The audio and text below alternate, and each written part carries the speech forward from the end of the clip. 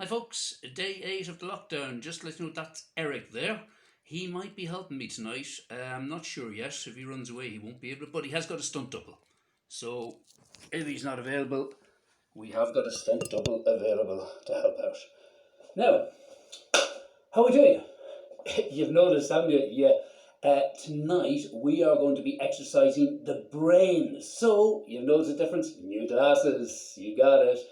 Right, the brain. See, the brain is something that we tend not to exercise when we're off. If I stand back, maybe you see more of me. I don't know if you want to see more of me, but I'm here anyway.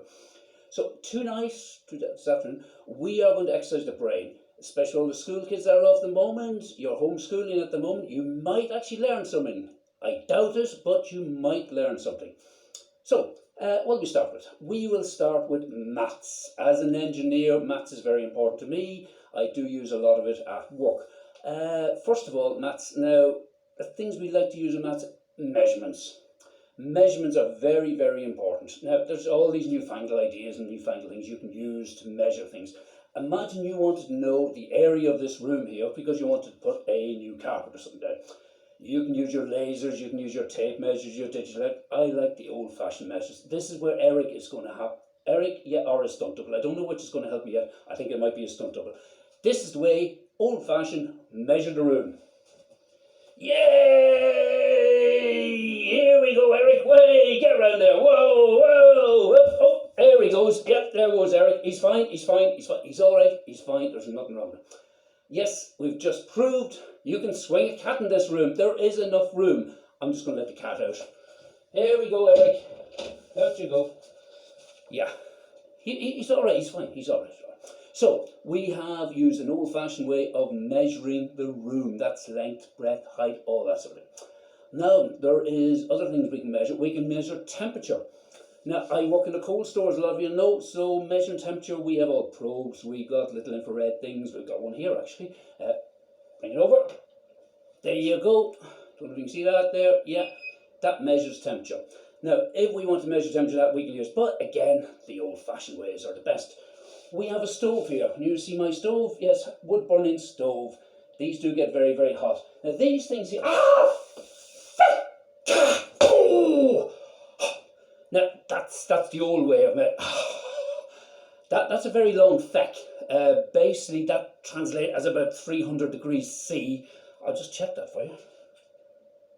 Yeah, 300 degrees C, that is correct. That is, this hair is getting my face.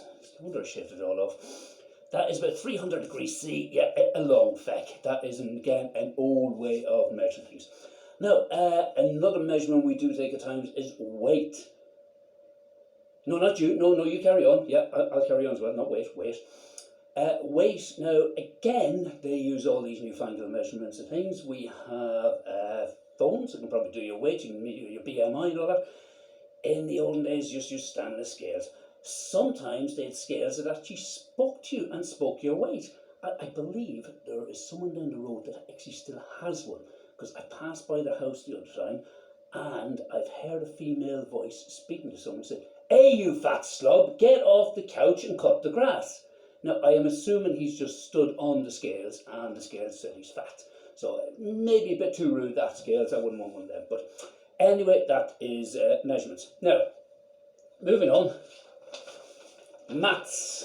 We do have equations. Can we see that? I'll bring them a bit closer there. So we have equations here. A triangle. The square on the hypotenuse is equal to the sum of the square of the other two sides. You all remember from school. 3, 4. Find x. It's there. It's easy. There it is. Find x. It's freaking there. You can't miss it. We have a few more. We have d is equal to m over 2. D is equal to m over 2. A very, very important equation. It is used quite a lot. D is equal to divorce. M is marriage divided by 2. Divorce is equal to marriage divided by 2. Simple one, actually. This is one of my favourite ones. I do actually use this quite a lot. I know you'd be surprised. C is equal to T minus M minus H. I'll repeat that again. C is equal to T minus M minus H. I'm just going to close the door here. There's a bit of noise. There we go. Door closed. Now we're back again. Where were we? Yeah, C is equal to T minus M minus H. C is crazy is equal to talking to oneself minus your mobile phone, minus your headphones. That is what crazy is equal to. And then we're back down to this one here. 2x plus 3y is equal to 64. Again, find x. So, I'm fed up finding your ex. She's left you. You're a waste of time. Go find your own feckin' ex. We don't want to look for her anymore, okay? That's over. Now then, what do we get on to next? History. Oh, don't we love history? We all love history. Hairs in the eyes, you can face in the mouth. Right, history. Now, of course, being Irish, I learned a lot of Irish history. And Irish history, well, it was difficult in the past. But imagine if it had changed.